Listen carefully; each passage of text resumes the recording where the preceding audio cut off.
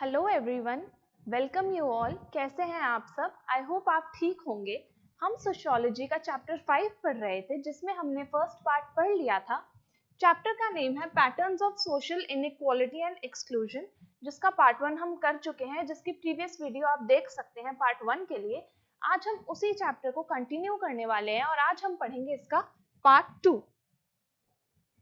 आज जो हम पढ़ेंगे पार्ट 2 में वो टॉपिक्स हैं caste system as a discriminatory system, race and caste, concept of untouchability, state and non state initiatives for addressing caste and tribe discrimination, other backward classes and Adivasi struggle. तो ये आज के हमारे जो मेन टॉपिक है आज की क्लास में वो ये होने वाले हैं। आगे पढ़ते हैं और पढ़ना शुरू करते हैं। सबसे पहले हम पढ़ेंगे कास्ट सिस्टम के बारे में और देखेंगे कि कैसे जो कास्ट सिस्टम है एक डिस्क्रिमिनेटरी सिस्टम भी कहा जाता है। इसको क्यों कास्ट सिस्टम को डिस्क्रिमिनेटरी सिस्टम कहा जाता है, कैसे कास्ट जो है वो डिस्क्रिमिनेशन करता है। The caste system is a distinct Indian social institution. ये बात हमने आपको पिछली क्लास में बता दी थी कि जो कास्ट सिस्टम है हमारी सोसाइटी का एक बहुत इम्पॉर्टेंट इंस्टीट्यूशन बन चुका है, बहुत ही इम्पॉर्टेंट एस्पेक्ट बन चुका है हमारी सोसाइटी का, जिसमें क्या होता है, it legitimates and enforces practices of discrimination. यानी कि इसमें क्या होता है, कास्ट सिस्टम में डिस्क्रिमिनेशन की प्रैक्टिसेस की जाती हैं जिन जो लेजिटिमेट मतलब हमें सही लगती हैं, against people born in a particular caste. किसी एक कास्ट के लोगों के अगेंस्ट क्या किया जाता है, डिस्क्रिमिनेशन किया जाता है। These practices of discrimination are humiliating, exclusionary and exploitative। ये ऐसी प्रैक्टिसेस होती हैं जिससे जो सो कॉल्ड लोअर कास्ट है उनको क्या फील कराया जाता है, ह्यूमिलिएटेड फील कराया जाता है, उनको एक्सक्लूड कर दिया जाता है मेन स्ट्रीम सोसाइटी से और उनको एक्सप्लॉइट भी किया जाता है। Each caste also had a specific place in the caste hierarchy of social status। यानी कि हर कास्ट का एक जो सोशल स्टेटस है कास्ट हिरार्की में वो फिक्स्ड है। हमने हिरार्की के बारे में पढ़ा था, जिसमें हमने किसके बारे में पढ़ा था, वो टर्म मैंने आपको याद रखने को कही थी, लैडर लाइक अरेंजमेंट। क्या थी वो टर्म? Ladder like arrangement. हमने बताया था कि एक लैडर लाइक अरेंजमेंट है जिसमें हर कास्ट को एक स्पेसिफिक पोजीशन दी गई है। कोई बिल्कुल बॉटम यानी कि लोअर पे बिलोंग करता है और कोई बिल्कुल हायर यानी कि अपर कास्ट में बिलोंग करता है।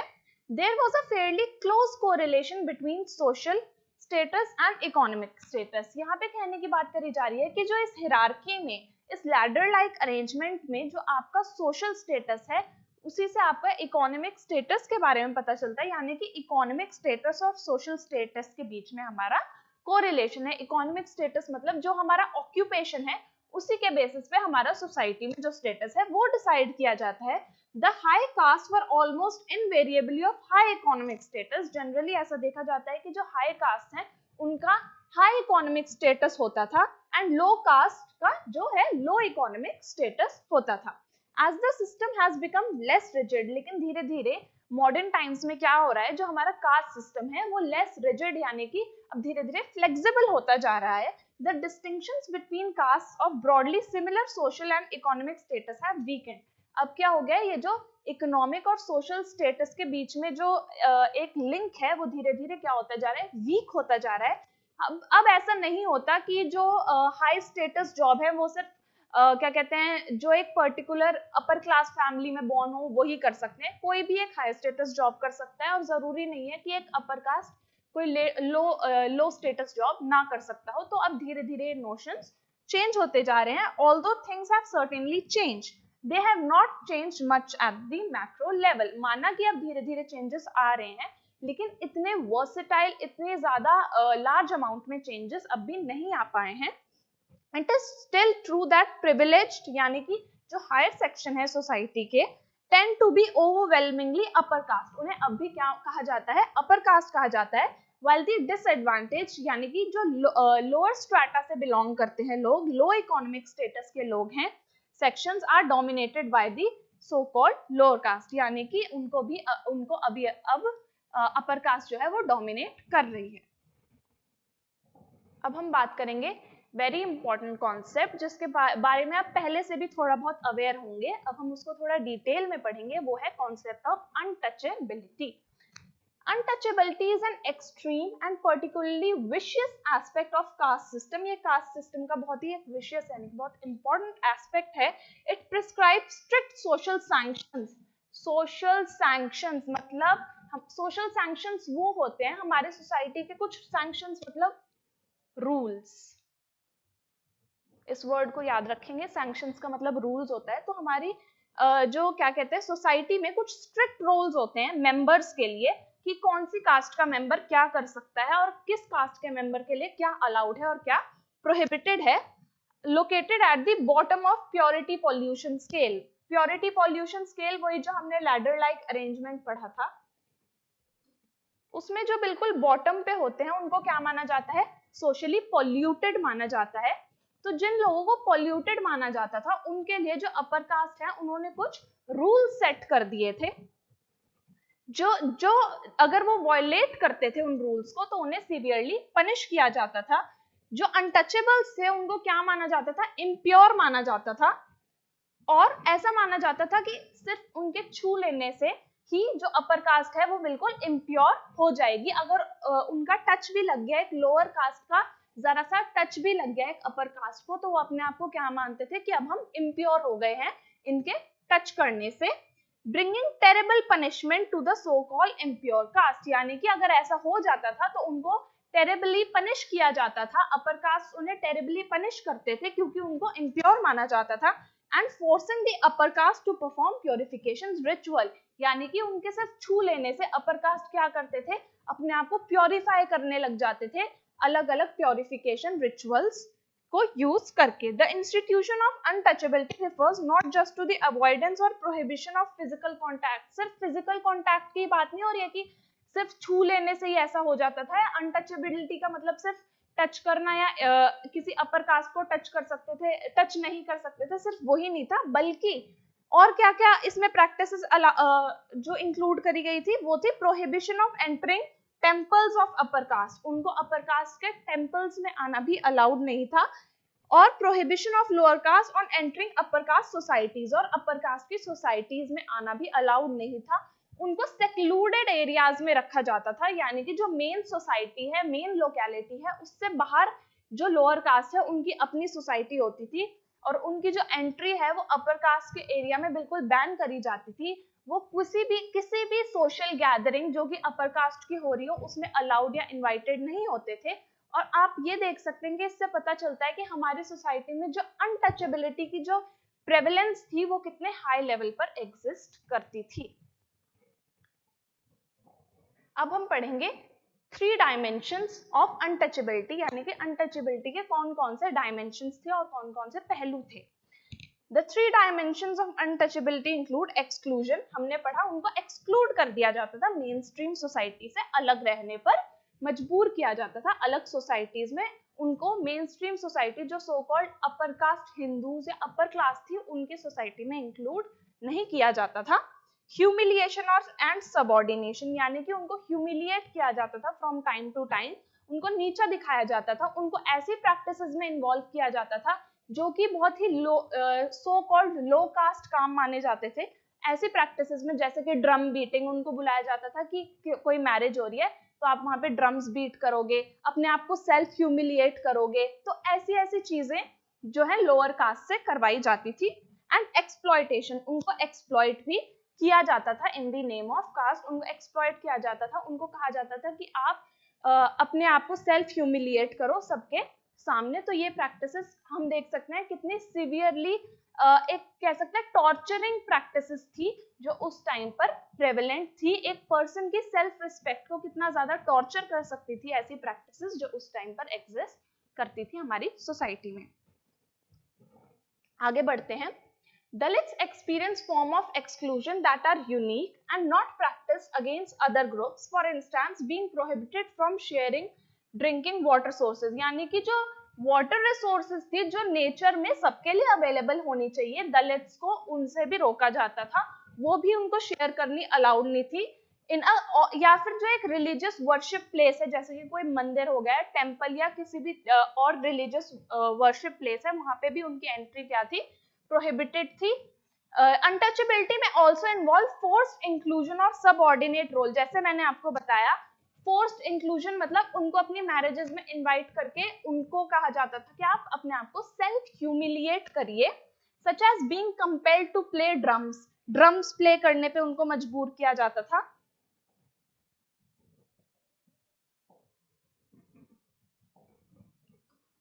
उनको कहा जाता था कि आप अपने आप को सेल्फ ह्यूमिलिएट करिए किसी भी एक रिलीजियस इवेंट में उन्हें बुला के, और performance of publicly visible acts of self humiliation, कैसे एक्ट्स करवाए जाते थे उनसे, सेल्फ ह्यूमिलिएशन के।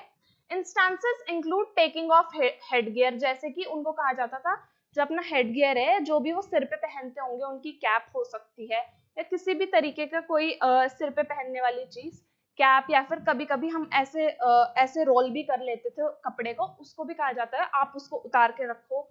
या फिर कैरिंग फुटवेयर इन दी हैंड, उनसे कहा जाता था आप अपने जो फुटवेयर हैं, स्लीपर्स हैं, उनको हाथ में लेके चलो। स्टैंडिंग विद बोर्ड हेड्स, उनसे कहा जाता था कि आप नीचे झुक के चलो, अपर कास्ट के सामने आपको हेड वो करके चलना है। नॉट वेयरिंग क्लीन और ब्राइट क्लोथ्स, उनको क्लीन और ब्राइट क्लोथ्स पहनने नहीं दिया जाता था, ताकि उनको बार बार ये रियलाइज हो कि वो एक लोअर स्ट्रेटा ऑफ सोसाइटी से बिलोंग करते हैं, वो एक बहुत मार्जिनलाइज्ड ऑक्यूपेशंस में इन्वॉल्व हैं, तो ये सब उनके लिए नहीं है। तो इन चीजों से उन्हें बार बार रिमाइंड किया जाता था और रूटीन बेसिस पे उनको अब्यूज और ह्यूमिलिएट किया जाता था। Moreover, untouchability is also associated with economic exploitation. Untouchability किससे भी एसोसिएटेड है, इकोनॉमिक एक्सप्लॉयटेशन मतलब इनकम से, of various kind, most commonly through imposition of forced और अनपेड लेबर, उनसे जबरदस्ती काम कराया जाता था और कभी कभी उनको उनकी लेबर के पैसे भी नहीं दिए जाते थे।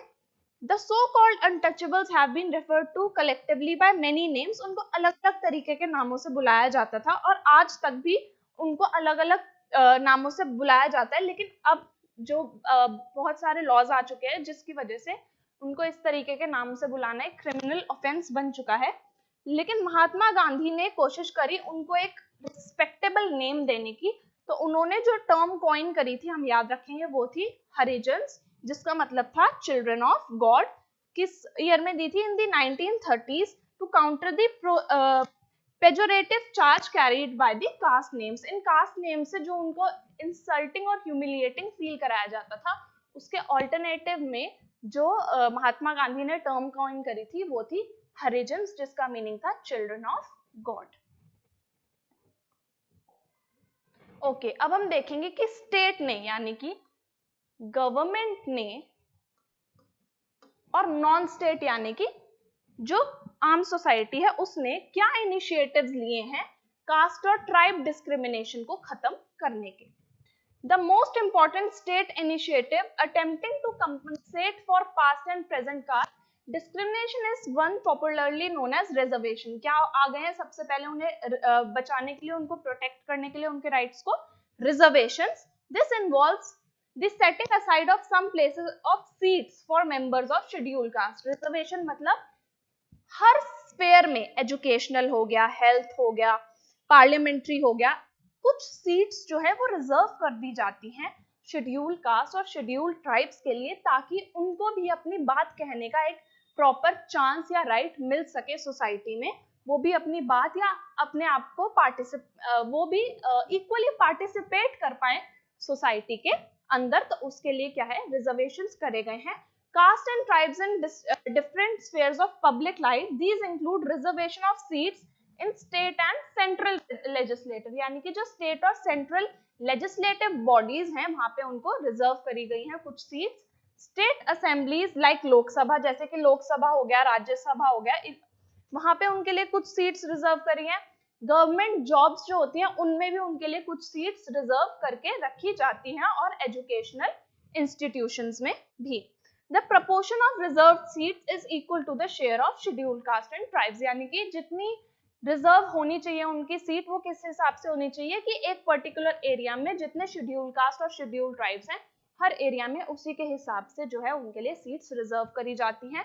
इन एडिशन टू रिजर्वेशंस के अलावा there have been a number of laws passed to end prohibit and punish caste discrimination, यानी कि एक तो रिजर्वेशंस कर दिया उनके लिए, दूसरा अगर कास्ट बेसिस पे कोई भी किसी भी तरीके का टॉर्चर होता है उनके साथ, तो उसको प्रोहिबिट करने के लिए और उसके अगेंस्ट पनिशेबल जो है ऑफेंसेस, उसको एक पनिशेबल ऑफेंस बना दिया और काफी सारे लॉज भी इनैक्ट किए गए हैं स्पेशली अनटचेबिलिटी के लिए. There have been numerous laws of which the important ones are the constitution of India itself passed 1950 में, जो एक्ट पास हुआ था जो शेड्यूल कास्ट और ट्राइब्स के लिए था, जिसका नाम था act of 1989. The constitution abolish untouchability. Article 17 के तहत जो कॉन्स्टिट्यूशन है वो अनटचेबिलिटी को अबॉलिश करती है. 1989 में प्रिवेंशन ऑफ एट्रोसिटीज एक्ट जो हमने यहाँ पढ़ा, जिसका नाम, उसमें क्या था, revised and strengthen the legal provisions punishing acts of violence. अगर उनके साथ किसी भी तरीके का कोई वायलेंस होता है और ह्यूमिलिएशन होती है, उसको रोकने के लिए, आदिवासी या दलित्स के साथ किसी भी तरीके का कोई ह्यूमिलिएशन होता है, उसको रोकने के लिए ये एक्ट को पास किया गया था.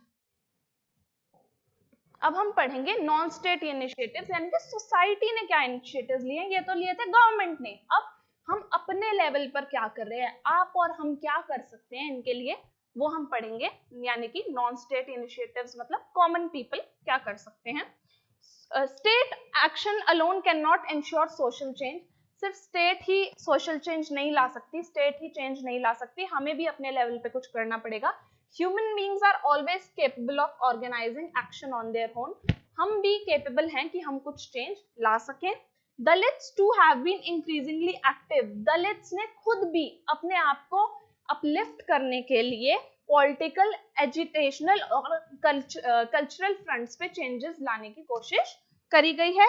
From the pre independence struggles and movements. Pre independence मतलब इंडिपेंडेंस से पहले जो लीडर्स थे, जैसे कि ज्योतिबा फुले, ज्योतिदास, पेरियार, अंबेडकर, ऐसे ऐसे कुछ पॉपुलर लीडर्स ने क्या करा, पॉलिटिकल ऑर्गेनाइजेशंस बनाई ताकि वो क्या कर सके, इनको अपलिफ्ट करने की कोशिश कर सके. तभी जो है बहुजन समाज पार्टी बनी थी, जो पार्टी बनी थी डाउन ट्रॉडन्स के अपलिफ्टमेंट के लिए. Dalits have also made significant contribution. Dalits ने खुद भी अपनी सिचुएशन को एक्सप्लेन करने के लिए अलग अलग लैंग्वेजेस में बुक्स और टेक्स्ट पब्लिश करना स्टार्ट कर दिया, जैसे कि मराठी, कन्नड़, तमिल, तेलुगु और हिंदी. आई होप आपको यहाँ तक समझ आया होगा. आगे बढ़ते हैं. अब हम बात करेंगे ओबीसीज यानी कि अदर बैकवर्ड क्लासेस के बारे में. They were a large group of castes that were of low status and were also subjected to varying levels of discrimination short of untouchability. इनके साथ untouchability तो नहीं हो रही थी, पर और कई तरीके के इनके साथ जो है प्रैक्टिसेस ऐसी करी जा रही थी जिनकी वजह से इनको inferior फील कराया जाता था. These were the services. कौन कौन से लोग इसमें इंक्लूडेड थे इस क्लास में, जैसे कि सर्विसमैन हो गए, आर्टिसनल्स हो गए, जो कि क्या है कास्ट हिरार्की में थोड़ा लो स्टेटस ऑक्यूपाई करते थे. The constitution of India recognises the possibility that there may be groups. जो हमारा कॉन्स्टिट्यूशन ऑफ इंडिया है वो ये समझता है कि कुछ ऐसे ग्रुप्स हैं जिनको प्रोटेक्शन की बहुत जरूरत है. वो कौन से ग्रुप्स हैं, ओबीसीज हैं, और जैसे कि शेड्यूल कास्ट और शेड्यूल ट्राइब्स हैं, जो कि सोशल डिसएडवांटेज जिनको है पहले से एक मिला हुआ है, तो इसलिए उनको प्रोटेक्ट करने की बहुत जरूरत है. These groups which need to be based on caste alone but generally are identified caste were described as socially and educationally backward class. ये OBCs कौन सी क्लास है, जो socially भी backward है और educationally भी काफी backward हैं. The OBCs are defined negatively. इनको एक negative way में define किया जाता है. ऐसे define किया जाता है जैसे ये है नहीं, जिस तरीके के ये है नहीं, पर इनको उस way में define किया जाता है. They are neither a part of forward caste. जो OBC caste है, ना तो ये अपर कास्ट में आती है, ना ही ये बहुत ज्यादा लोअर कास्ट में आती है, ये मिड में है. ठीक है. There are also members of other religions who belong to backward classes. अलग अलग रिलीजन्स के लोग हैं इसमें जो बैकवर्ड क्लासेस को बिलोंग करते हैं, and share the same traditional occupation and identification. और ये भी अपने एंसेस्टर्स का जो ऑक्यूपेशन है वो फॉलो करते हैं. 1990s से लेके हमने देखा है कि residents of lower caste movement in north India में इनके अपलिफ्टमेंट के लिए कॉन्टिन्यूस मूवमेंट्स होते रहे हैं, दलित्स के लिए भी और ओबीसीज के लिए भी. The OBCs are severely underrepresented in all spheres. OBCs को जितने भी स्फेयर्स है, चाहे वो पॉलिटिकल हो गया, इकोनॉमिक हो गया, रिलीजियस हो गया, हर स्फेयर में क्या किया जाता है, पीछे रखा जाता है, except land holding and political representation. पर अब इन्हें धीरे धीरे जो लैंड होल्डिंग मतलब लैंड्स हैं और जो पॉलिटिकल रिप्रेजेंटेशन है वो मिलना अब स्टार्ट हो चुका है, पर तब भी एक लार्ज लेवल पे चेंज अब भी आना बाकी है। अब हम बात करेंगे आदिवासीज की। आदिवासीज कौन लोग होते हैं वो हमने पिछली क्लास में स्टडी किया था। अब हम बात करेंगे कि उनको क्या क्या स्ट्रगल करनी पड़ती है डेली लाइफ में अपने राइट्स के लिए। द जना और tribes were believed to be people of the forest. इनको क्या कहा जाता था, पीपल ऑफ फॉरेस्ट, यानी कि फॉरेस्ट में रहने वाले लोग, whose distinctive habitat in the hill and forest area shape their economic, social and political attributes। यानी कि जो फॉरेस्ट एरिया है जहां पे ये रहते थे वही इनकी पॉलिटिकल, सोशल और इकोनॉमिक लाइफ को शेप करता था। Since the middle of the 19th century, non-tribals have moved into tribal district। अब धीरे धीरे क्या हो रहा है, जो हम नॉन ट्राइबल्स हैं, हम लोग हैं, अब हम धीरे धीरे इनके एरियाज में एंटर होना शुरू हो गए हैं, जिसकी वजह से जो इनका नेचुरल हैबिटेट है वो बहुत ज्यादा डिस्टर्ब हो गया है। हमने इनके एरियाज में जाके फैक्ट्रीज खोल ली हैं, माइन प्रोजेक्ट स्टार्ट कर दिए हैं, जिसकी वजह से जो इनका जो प्लांटेशन एरिया है वो धीरे धीरे बहुत ज्यादा कम होता जा रहा है।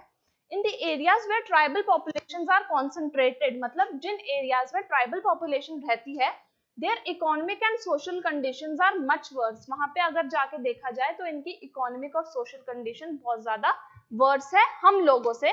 The improvised and exploited circumstances under which Adivasis lived can be traced historically। पहले टाइम से ये देखा जा रहा है कि कैसी बुरी कंडीशंस में ये लोग रहते थे और आज तक भी रहते आ रहे हैं।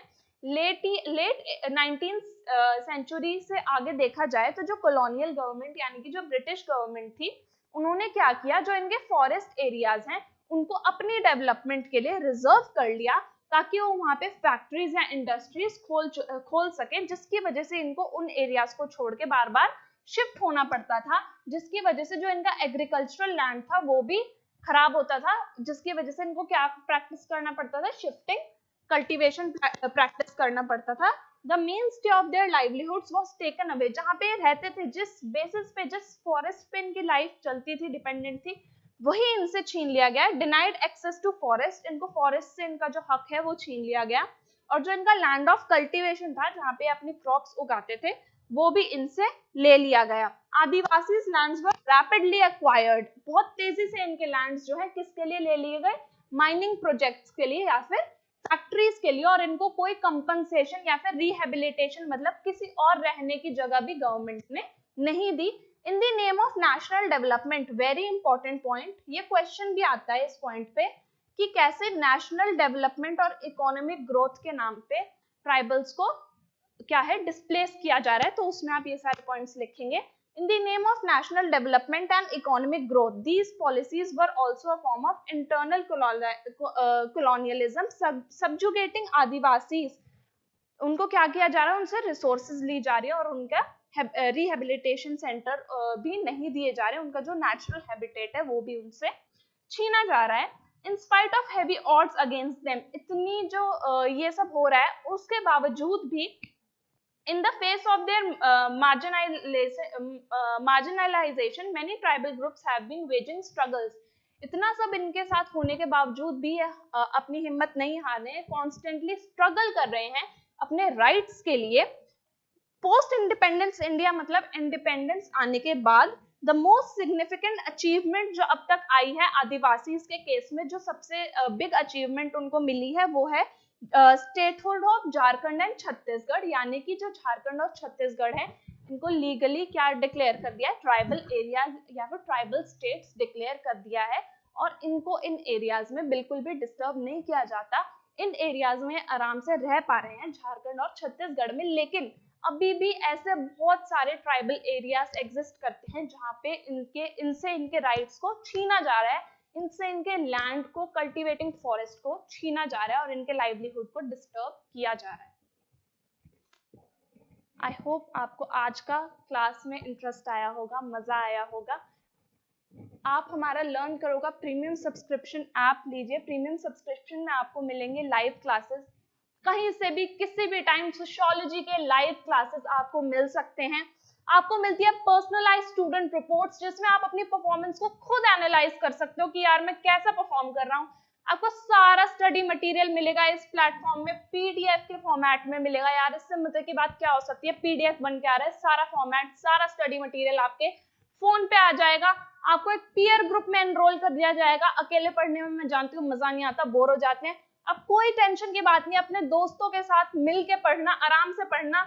हमारी ऑनलाइन प्लस ऑफलाइन दोनों तरीके से क्लासेस चल रही हैं, आप दोनों फैसिलिटीज को अवेल कर सकते हैं। अब मैं आपसे मिलूंगी अगली क्लास में, और हमारा पार्ट 2 आज यहीं पे खत्म हो चुका है। आप हमारा लर्न करो का जो ऑफिशियल ऐप है, लर्न करो द लाइव लर्निंग ऐप, उसको डाउनलोड करना मत भूलिए। हमें टेलीग्राम पर ज्वाइन करना मत भूलिए, दोनों के लिंक डिस्क्रिप्शन बॉक्स में दिए गए हैं। अब मैं आपसे मिलूंगी अगली क्लास में, जिसमें हम पढ़ेंगे वुमेन के स्ट्रगल के बारे में, जो इन्होंने इक्वालिटी के लिए स्ट्रगल करी, और डिसेबल्ड की स्ट्रगल के बारे में। तब तक के लिए अपना ध्यान रखिए। Goodbye, take care.